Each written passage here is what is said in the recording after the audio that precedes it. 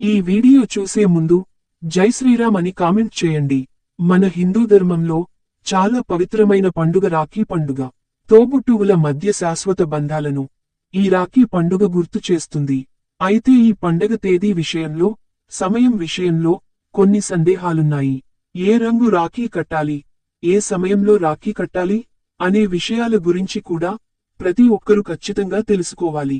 అలా కడితే రాఖీ కట్టిన వారికి, అలాగే రాఖీ కట్టించుకున్న వాళ్లకి బాగా కలిసొస్తుంది. అలాగే ఈ రాఖీ పూర్ణిమ నుండి కొన్ని రాసుల వారికి మాత్రం అఖండ రాజయోగం పట్టుపోతుంది. ముందుగా ఈ వీడియోకి ఒక లైక్ కొట్టి మా ఛానల్ని సబ్స్క్రైబ్ చేసుకోండి. శ్రావణ మాసంలోని పౌర్ణమి రోజున రాఖీ పండుగ వస్తుంది.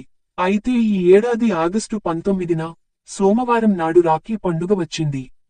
పౌర్ణమి రోజున రాఖీ పండుగ రావడం చాలా విశేషం. ఈ రోజున అక్కా చెల్లెళ్ళు తమ సోదరులకు రక్షగా, వారు ఎప్పుడూ సంతోషంగా, క్షేమంగా ఉండాలని ఆకాంక్షిస్తూ రాఖీని కడతారు. అయితే రాఖీ కట్టడానికి ఒక నిర్దేశిత సమయం ఉంటుంది.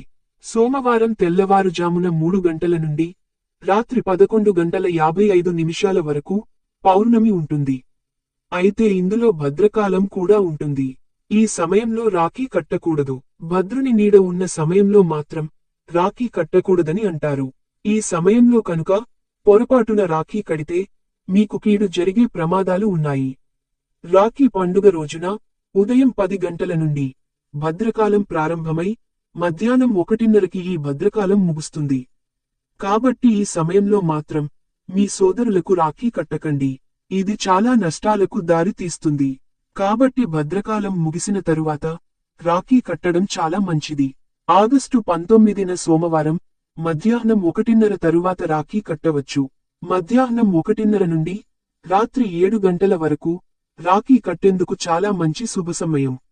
ఈ భద్రకాలానికి ఒక కథ ఉంది. రావణాసురుడి చెల్లెలు తన అన్నకు భద్రకాలంలో రాఖీ కట్టిందట. ఇలాంటి దుర్ముహూర్తంలో రాఖీ కట్టడం వల్ల రాముడి చేతిలో రావణాసురుడికి మరణం సంభవించిందని పురాణ కథనాలు. కాబట్టి అన్నదమ్ములకు భద్రకాలంలో రాఖీ కడితే కీడు జరుగుతుందని అంటారు.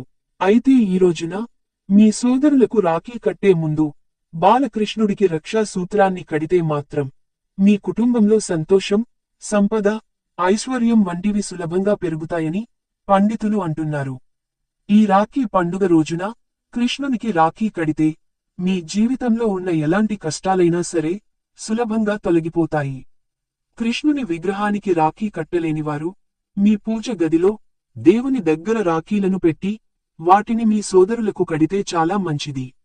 రాఖీని కట్టే పద్ధతులు కూడా ఉంటాయి. ఆ పద్ధతులను అనుసరించి మీ సోదరులకు రాఖీ కడితే మాత్రం మీ ఇంటికి అఖండ రాజయోగం వరిస్తుంది.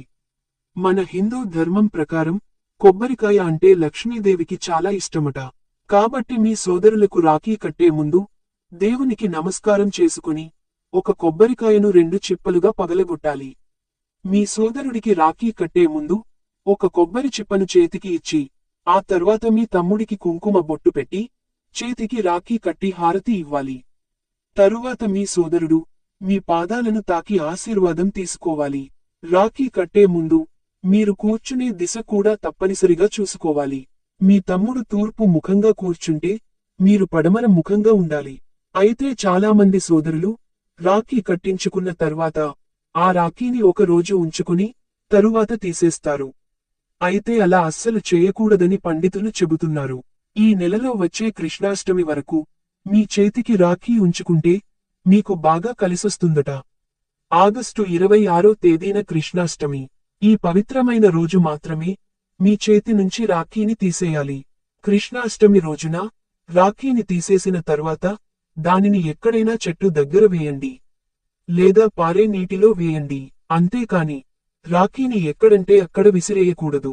ముఖ్యంగా మీరు కట్టే రాఖీ నలుపు రంగు, అలాగే నీలం రంగులో మాత్రం అస్సలు ఉండకూడదు. ఎందుకంటే ఇవి శని దేవుని రంగులు. ఈ రంగుల రాఖీలను మీ సోదరులకు కడితే మీ ఇంటికి శని దోషాలు కలుగుతాయి. మీరు కట్టే రాఖీ ఎరుపు రంగు, అలాగే పసుపు రంగులో ఉంటే చాలా మంచిది. మీరు కట్టే రాఖీ 3 దారాలతో కలిపి ఉండాలి. ఈ రాఖీ పౌర్ణమి రోజున అరుదైన యోగాలు ఏర్పడనున్నాయి. ఈ రోజున బ్లూ మూన్ కూడా ఆకాశంలో కనిపించనుంది. దీనితో పాటు జ్యోతిషశాస్త్రంలో చాలా పవిత్రంగా భావించే అనేక యాదృచ్ఛికాలు కూడా ఈ రోజున సృష్టించబడుతున్నాయి. ఇన్ని విశేష యాదృచ్ఛికాల వల్ల రాఖీ పండుగ నుండి ఒక నెల రోజుల పాటు కొన్ని రాసుల వారికి విపరీతమైన అదృష్టం కలిసిరానుంది. ఈ రాఖీ పండగ నుంచి మేషం, సింహం, ధనుస్సు, మకరం, కుంభం, మీనరాశుల వారికి చాలా ప్రయోజనకరంగా పరిగణించబడుతుంది. ఊహించని ధనలాభాలు పొందే సూచనలున్నాయి. కెరీర్లో ప్రమోషన్లు పొందవచ్చు. ఉద్యోగస్తుల జీతం కూడా పెరగవచ్చు. కుటుంబంలో సంతోషకరమైన వాతావరణం ఉంటుంది. అయితే మీ సోదరులకు రాఖీ కట్టేటప్పుడు ఒక శక్తివంతమైన మంత్రాన్ని చదువుతూ రాఖీ కడితే మీ సోదరుడికి, అలాగే మీకు జాతక పరంగా అదృష్ట ధనయోగం వరిస్తుంది. మరి ఆ మంత్రం ఏమిటంటే, ఏన బద్దో బలి రాజా దానవేంద్రో మహాబల తేన త్వామభిబధ్నామి రక్షే మాచల మాచల. ఈ మంత్రాన్ని చదువుతూ రాఖీ కట్టండి. ఇక మీకు అదృష్ట ధనయోగం పడుతుంది. ఈ పౌర్ణమి రోజున ముఖ్యంగా ప్రతి ఒక్కరూ ఇంట్లో పూజలు చేసుకోవాలి. ఎందుకంటే శ్రావణమాసంలో వచ్చే పౌర్ణమికి చాలా శక్తి ఉంటుంది. కాబట్టి ఈ రోజున చేసే పూజల వల్ల రెట్టింపు పుణ్యఫలితం లభిస్తుంది. ఈ రోజున పూజ చేసే సమయంలో కనకధార స్తోత్రం లేదా విష్ణు సహస్రనామాలను పఠించాలి. ఇలా చేయడం వల్ల లక్ష్మీదేవి ఆశీర్వాదాన్ని సులభంగా పొందవచ్చు.